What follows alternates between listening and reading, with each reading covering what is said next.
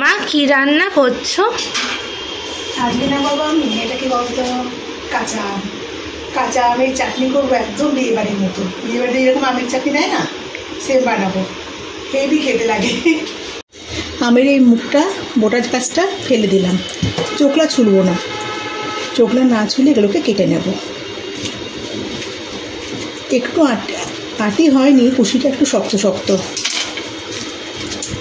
কুশিটাকে ফেলে দেবো।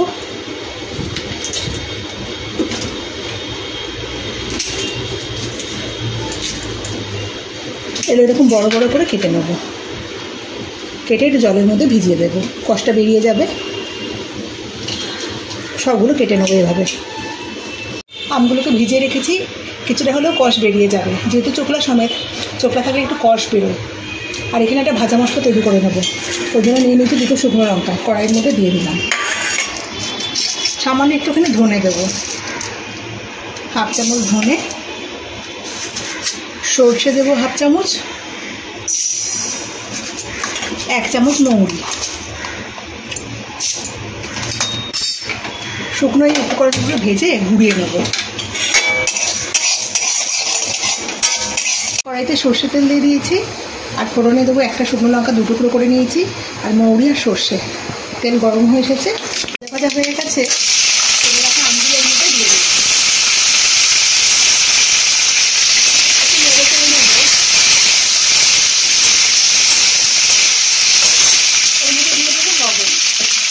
যেহেতু আমগুলো আমি একটু মোটা মোটা করে কেটেছি, তাই লবণটা আমি আগেই দেবো। পরিমাণ মতো লবণ দিয়ে দিয়েছি,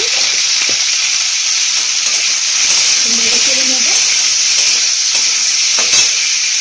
মিনিটখানেক আমি ঢাকা দিয়ে নেবো, একটুখানি মজে যাওয়ার জন্য। তুলে নিয়েছি, যে চোখলা কিন্তু যে স্কিনটা চেঞ্জ হতে শুরু করেছে, একটু নরম হতে শুরু করেছে। এবার দিয়ে দেবো এখানে হলুদ, হলুদটা দিয়ে আবারও একটু নেড়ে চেড়ে নেবো। মিনিটখানেক সময় নিয়ে আবারও নাড়বো ভালো করে। এটা না পুরো খুব সুন্দর খেতে লাগে, পুরো বিয়ে বাড়িতে যেভাবে আমাদের চাটনি আমরা খাই সেরকমই লাগে। আর চাটনি আমার মেয়ে ভীষণ পছন্দের। এবার দেবো পরিমাণ মতো জল, অল্প জল দেবো, এটা কিন্তু ঝোল হবে না।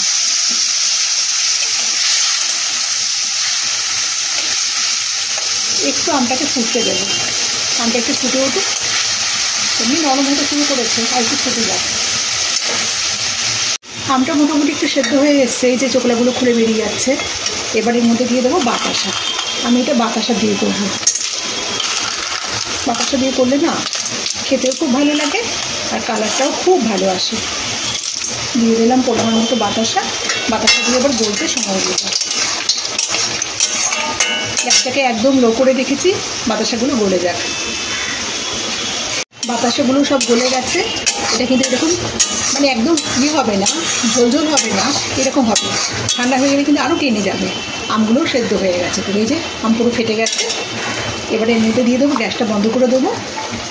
এর মধ্যে এবার ভেজে রাখা মশলাটা ছড়িয়ে দেবো।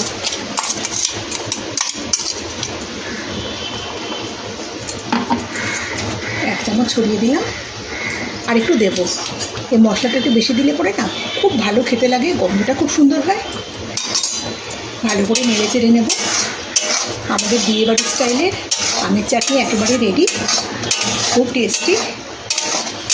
এটা একদিনেই আমি আর আমার মেয়ে খেয়ে নেবো, চিন্তা নেই। আমাদের কাছে কোনো ব্যাপারই না চাটনি খাওয়াটা। রেসিপিটা কেমন লাগলো অবশ্যই কমেন্টে জানাবেন, আর রেসিপিটা ভালো লেগে থাকলে অবশ্যই একটা লাইক করবেন, আর চ্যানেলটাকে অবশ্যই সাবস্ক্রাইব করবেন।